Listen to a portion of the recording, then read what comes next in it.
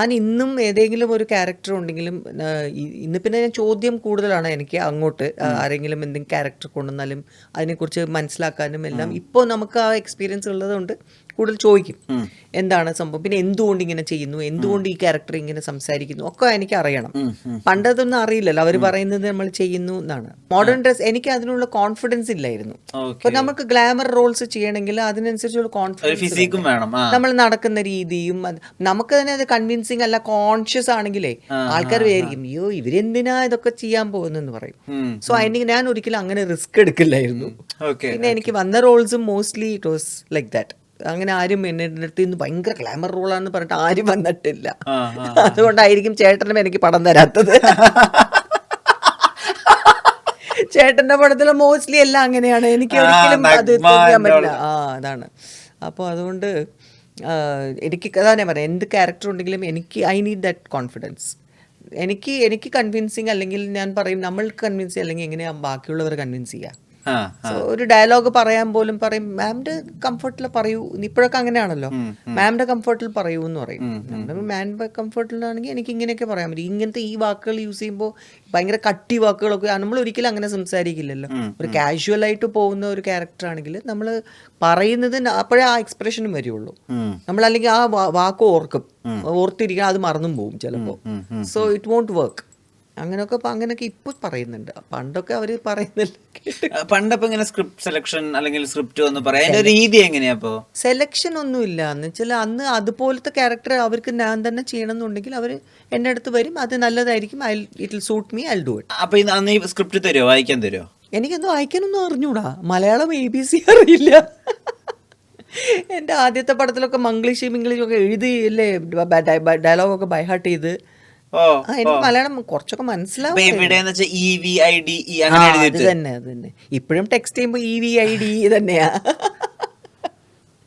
കാരണം എന്താ വെച്ചാൽ എനിക്ക് മലയാളം വായിക്കാൻ അറിയാം ഇപ്പോ, പക്ഷെ എഴുതാനൊന്നും അറിഞ്ഞൂടാ. ഞാൻ മലയാളം പഠിച്ചിട്ടില്ല, ഞാൻ ഈ സംസാരിച്ച് ശീലമാണ്. ഡബ് ചെയ്യുന്നതും ഇപ്പൊ ഞാൻ ഡബ് ചെയ്യുന്നു ഞാൻ തന്നെ. മറ്റേ ഞണ്ടുകളുടെ നാട്ടിൽ തൊട്ട് ഞാൻ തന്നെയാണ് എല്ലാത്തിനും ഡബ് ചെയ്യുന്നത്. ബാക്കി അതിന് മുമ്പ് ഞാൻ April 19 എന്നൊരു പടം വന്നു, അതിലാണ് ആദ്യമായിട്ട് ഡബ് ചെയ്യുന്നത്. മേനൻ സാറിന്റെ ഒരു നിർബന്ധം കാരണം മാത്രം. എന്തുകൊണ്ട് ഡബ് ചെയ്യുന്നില്ല ചോദിച്ച് ചീത്ത വിളിച്ച് എന്നെ ചിത്രാഞ്ജലി വിളിച്ച് ഡബ് ചെയ്യിപ്പിച്ചതാ. സോ അതാണ് എനിക്ക് എൻ്റെ വോയിസ് ഞാൻ തന്നെ കൊടുത്തത് അതിലായിരുന്നു. ബാക്കിയെല്ലാം പണ്ടത്തൊട്ട് ഫസ്റ്റ് പടമൊക്കെ നിദ്രയിലൊക്കെ കോട്ടയം ശാന്ത ചേച്ചി, പിന്നെ ഭാഗ്യലക്ഷ്മി എനിക്ക് ഐ തിങ്ക് അധികം ചെയ്തിട്ടില്ല, എനിക്ക് സൂട്ട് ആവില്ലായിരുന്നു. എനിക്ക് കുറച്ചുകൂടെ ബേസ് വോയിസ് ആയതുകൊണ്ട്. ലിസി ഉണ്ടായിരുന്നു, ആനന്ദവല്ലി ചേച്ചിയാണ് എനിക്ക് പെർഫെക്റ്റ്. അവരായിരുന്നു ചകോരം എല്ലാം ചെയ്തത്. രണ്ട് മക്കളുണ്ടല്ലോ, അവരുടെ അടുത്ത് ചോദിച്ചാൽ പറയുന്നത് ഏറ്റവും ക്രേസി ആയിട്ടുള്ള ഒരു അമ്മയാണ് അവർക്ക് കിട്ടിയിട്ടുള്ളതെന്നാണ്. ഭയങ്കര ജോവിയലായിട്ടുള്ള, ഭയങ്കര കളിച്ച് ചിരിച്ചു നടക്കുന്ന ഒരു അമ്മയായിരുന്നല്ലോ. ഒരു സമയത്ത് പിള്ളേര് വന്ന് അമ്മേനെ കൺട്രോൾ ചെയ്യണം എന്നുള്ളൊരവസ്ഥ. അതിപ്പോഴും അങ്ങനെ തന്നെയാ. ഞാൻ ചിലപ്പോൾ പറയും അമ്മ എന്ന് പറയും.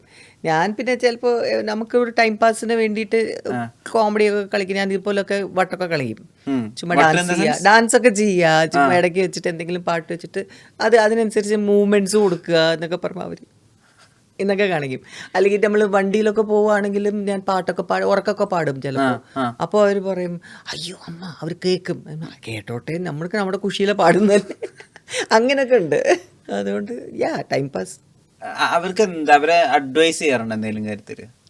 അഡ്വൈസ് മെയിനായിട്ട് അവർ എന്നെ കുറ്റം പറയുന്നത് പേഷ്യൻസ് ഇല്ല. അവർ പറയും അമ്മ you got absolutely no patience. പറഞ്ഞു അതിനിപ്പോൾ എന്ത് ചെയ്യാൻ പറ്റൂടാ, നമുക്ക് അങ്ങനെ ശീലമായിപ്പോയി.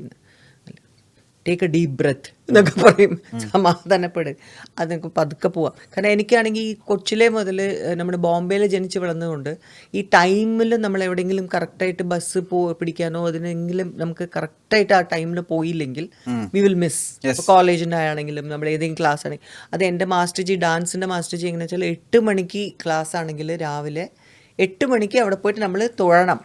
അല്ലാതെ 8 മണിക്ക് ക്ലാസ്സിൽ എത്തിയാൽ പോരാ. അതെങ്ങനെ 5-10 മിനിറ്റ് അങ്ങോട്ടും ഇങ്ങോട്ടും ആയാൽ അത്രേ ക്ലാസ് എടുക്കൂ. 45 മിനിറ്റ്സ് എടുക്കുകയുള്ളൂ, അല്ലാതെ 1 hour എടുക്കൂല. He was that strict. അപ്പോൾ നമ്മൾ അതിനനുസരിച്ച് പ്ലാൻ ചെയ്യണം. അപ്പോൾ നമ്മൾ വീട്ടിൽ നിന്ന് 7 മണിക്ക് ഇറങ്ങിയാൽ 7:15 ബസ് കിട്ടും. ബസ് കിട്ടിയപ്പോൾ നമ്മൾ പിന്നെ അവിടെ എത്തുമ്പോൾ ഒരു 20 മിനിറ്റ്, അത് കഴിഞ്ഞ് നടക്കാൻ ഒരു 10 മിനിറ്റ്. ഇപ്പം ഇങ്ങനെ കാൽക്കുലേറ്റ് ചെയ്ത് അവിടെ പോയി ഡ്രസ്സ് മാറാൻ ഒരു 5 മിനിറ്റ്, പിന്നെ പോയിട്ട് 8 മണിക്ക് മുമ്പ് സാർ വരുന്നതിന് മുമ്പ് നമ്മൾ പോയി അവിടെ നിൽക്കണം. അപ്പോൾ ഇങ്ങനെ ഫുൾ പ്ലാനിങ് ഉണ്ട്. അപ്പോൾ ഈ പ്ലാനിങ് ആണ് ഇന്നും എനിക്ക്. എന്തുണ്ടെങ്കിലും ഞാനിപ്പോൾ 4 മണിക്ക് നമ്മൾ ഫ്ലൈറ്റ് പിടിക്കണമെങ്കിൽ ഞാൻ കാൽക്കുലേറ്റ് ചെയ്യും. 4 മണിയാണെങ്കിൽ നമുക്ക് അവിടെ ചെക്ക് ഇൻ കൗണ്ടർ ക്ലോസ് ചെയ്യുന്നത് 3 മണിക്ക്. അപ്പോൾ 3 മണിക്കാണെങ്കിൽ നമ്മൾ ഇവിടെ നിന്ന് പോകണമെങ്കിൽ 3/4 മണിക്കൂർ വേണമെങ്കിൽ ഞാൻ അതിനൊരു സോ ഇങ്ങനെയാണ് എൻ്റെ കാൽക്കുലേഷൻ. ബാക്കിലോട്ട് പോയി കാൽക്കുലേറ്റ് ചെയ്ത് അങ്ങനെ കറക്റ്റായിട്ട് അവിടെ എത്തി. അപ്പോൾ അവിടെ പോയി നമുക്ക് ഒരു ചായ കുടിക്കാൻ സമയം ഉണ്ടാവും, ഇതുണ്ടാവും.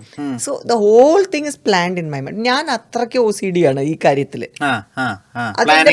എൻ്റെ പിള്ളേർ അങ്ങനെ ഈ സ്റ്റൈലാണ്. സ്ലോ ആയിട്ട് ഞാൻ പറഞ്ഞു, ടാക്സി വന്നവൻ നിൽക്കും, അമ്മ റിലാക്സ്, 1 മിനിറ്റ് കൊണ്ട് അവർ പോവും, അവർ ടാക്സി എത്തി. ഇതാണ് എൻ്റെ ഇത്. എന്നിട്ട് പിന്നെ ദേഷ്യം, പിന്നെ വഴക്കൊക്കെ ആവും. ചിലപ്പോൾ ഇങ്ങനെ പറയും, ഞാൻ ഇതിനാണ് കുഴപ്പം, നിങ്ങൾ സിനിമയ്ക്ക് പോവുകയും വേണം, മര്യാദയ്ക്ക് റെഡി ആവില്ല, അവിടെ പോയി ഫസ്റ്റ് സീൻ കാണാൻ പറ്റില്ല. അപ്പോൾ ഇതാണ് ഞാൻ. അപ്പോൾ അത് അവർക്ക് ഇറിറ്റേഷനാണ്. എന്നാലും ഞാൻ അങ്ങനെയാണെന്ന് അവർക്ക് അറിയുകയും ചെയ്യാം. ഇപ്പം കുട്ടികൾ അവരുടെ ടീനേജിലും അത് കഴിഞ്ഞിട്ട് അവരുടെ കുറച്ചുകൂടി മെച്യൂർഡൊക്കെ ആകുമ്പോൾ അവരുടെ ലൈഫിനെ പറ്റിയിട്ടുള്ള പ്രോബ്ലംസ് ഒക്കെ വന്ന് അമ്മയുടെ അടുത്ത് വന്ന് പറയുമ്പോൾ എങ്ങനെയാണ് നിങ്ങളുടെ കോൺവെർസേഷൻ ഉണ്ടാവുക? ഞാൻ എൻ്റെ എക്സ്പീരിയൻസ് വെച്ച് പറയും. റിലേഷൻഷിപ്പ് എന്ന് പറയാണ്, ഡോണ്ട് ലേൺ ഫ്രം മീ. കാരണം എൻ്റെ റിലേഷൻഷിപ്സ് ഒന്നും ശരിയായിട്ടില്ല.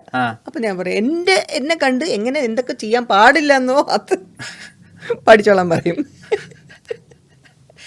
ഇങ്ങനെ തിരിച്ചിട്ട് തന്നെ പറയാം. പിന്നെ ഞാൻ പറയാം, എൻ്റെ ഡിസിഷൻസ് നിങ്ങൾക്ക് അറിയാം. 2 കല്യാണം കഴിച്ച് 2 ഡൈവോഴ്സായി. അതുകൊണ്ട് ദയവേത് നിങ്ങൾ പാർട്ട്ണറൊക്കെ പിടിക്കുമ്പോൾ സൂക്ഷിച്ച് വളരെയധികം ആലോചിച്ചിട്ട് അനലൈസ് ചെയ്തിട്ട് കല്യാണം കഴിച്ചാൽ മതി എന്ന് പറയും. കല്യാണേ കഴിക്കരുതെന്ന് പറയും. അവർക്ക് തന്നെ വേണ്ട, അവർ തന്നെ ഇപ്പോഴും കാര്യം അത്. കാരണം they have seen so much in their life.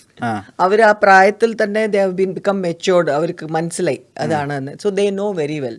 അപ്പം എനിക്ക് പേടിയില്ല അവർക്ക് എങ്ങനെ ആയിരിക്കും. അഫ്കോഴ്സ് കുറച്ചൊക്കെ ട്രസ്റ്റ് ഇഷ്യൂസ് വരും, എസ്പെഷ്യലി മോക്ക്. കാരണം അവൾക്കും ബുദ്ധിമുട്ട്, അവൾക്കും ഓരോരുത്തരെ ട്രസ്റ്റ് ചെയ്യാൻ വലിയ പാടായിട്ടുണ്ട് ഇപ്പോൾ. ബിക്കോസ് നാച്ചുറലി അവൾ കാണുന്നത് ഇതാണ്. പക്ഷേ ഞാൻ അതാ അവരുടെ അടുത്ത് പറഞ്ഞു, ഇന്നത്തെ പിള്ളേർ ദേ ആർ വെരി സ്മാർട്ട്. ഞാൻ പറഞ്ഞു, അതുകൊണ്ട് നിങ്ങൾ മെയിനായിട്ട് തന്നെ ആൾക്കാർ മ്യൂച്വൽ റെസ്പെക്റ്റ് വേണം. അതുണ്ടോയെന്ന് ആദ്യം നോക്കുക. നീയും ഒരു ഇൻഡിവിജ്വൽ ആണ് എന്നൊരു റെസ്പെക്റ്റ് അവർ കൊടുക്കണം. You should understand that you are also human being. നിങ്ങൾക്ക് അതേ ഫീലിങ്സ് ഉണ്ടാവും. അപ്പോൾ നിങ്ങൾക്ക് ആ ഒരു ഫ്രീഡവും തരണം. അല്ലാതെ കൺട്രോൾ ചെയ്യാൻ പറ്റുന്ന ഒരു ഭാര്യയ്ക്ക് അങ്ങനെ, ഭാര്യ എന്ന് പറഞ്ഞാൽ കൺട്രോൾ ചെയ്യാം, എൻ്റെ കയ്യിലാണ് എന്നൊക്കെ പറയുന്ന ആൾക്കാരുടെ അടുത്ത് നിന്ന് അങ്ങ് ഓടിപ്പോയാൽ എന്ന് വരെ പറഞ്ഞിട്ടുണ്ട്. So they talk to me like friends. ഞാൻ അങ്ങനെയാണ്, ഒരു അമ്മ ആയിട്ട്. ഞാൻ ഇടയ്ക്കൊക്കെ പറയും, ഞാൻ നിന്ന അമ്മയാണ് കേട്ടോ എന്ന്. അത് മറക്കരുത്. അപ്പം ഞാൻ ആക്ച്വലി അങ്ങനെ സുന്ദരിയായ പെൺകുട്ടിയെ കണ്ടു, അമ്മ ഭയങ്കര സുന്ദരിയായ പെൺകുട്ടിയെ കണ്ടു, എനിക്ക് ക്രഷായി എന്നൊക്കെ പറഞ്ഞ് പറയും. അതൊക്കെ പറയും. അതിന് ക്രഷൊന്നും ആയിട്ടില്ല, പക്ഷെ എന്നാലും പറയും. ദേ ടെൽ മീ എവറിത്തിങ്. ഞാൻ ലൈക്ക് ഐ സെഡ്, എൻ്റെ അമ്മയും ഒക്കെ, എൻ്റെ അമ്മയും ബെസ്റ്റ് ഫ്രണ്ട്സ് തന്നെ ഇന്നും. അപ്പോൾ അമ്മയുടെ അടുത്ത് എന്തെങ്കിലും കാര്യം പറയണമെങ്കിൽ ഞാൻ ആദ്യം പോയി അമ്മയുടെ അടുത്ത് എല്ലാം പറയും. സോ അതുകൊണ്ട് എനിക്ക് ഒരിക്കലും ബെസ്റ്റ് ഫ്രണ്ട്സ് എന്ന് ആരും ഇല്ലായിരുന്നു. മനസ്സിലായില്ലേ? അപ്പോൾ എനിക്ക് എന്ത് പറയാനുമുള്ള ഫ്രീഡം അമ്മയാണ്. അതുപോലെ തന്നെ എൻ്റെ മക്കൾക്കും ശരിക്കും അവർക്കും ഉണ്ട് ബെസ്റ്റ് ഫ്രണ്ട്സ്. പക്ഷെ എന്നാൽ പോലും അവർ എൻ്റെ അടുത്ത് ഒന്നും ഒളിച്ചു വെക്കൊന്നുമില്ല. എന്തെങ്കിലും ഉണ്ടെങ്കിൽ അവർ ആദ്യം എന്നെയാണ് ടെക്സ്റ്റ് ചെയ്യുന്നത്. സോ ആ ഒരു ഫ്രീഡം ഞാൻ അവർക്ക് കൊടുത്തിട്ടുമുണ്ട്. അപ്പോൾ അല്ലെങ്കിൽ നമ്മൾ കംപ്ലീറ്റ് സ്റ്റോപ്പ് ചെയ്യും. നമ്മളൊരു ആൻറ്റീക്ക എന്ന് പറഞ്ഞാൽ എവിടെയെങ്കിലും കൊണ്ട് ഇരുത്തുകയും ചെയ്യും. അമ്മ ഒന്നും അറിയില്ല എന്നായി പോവും.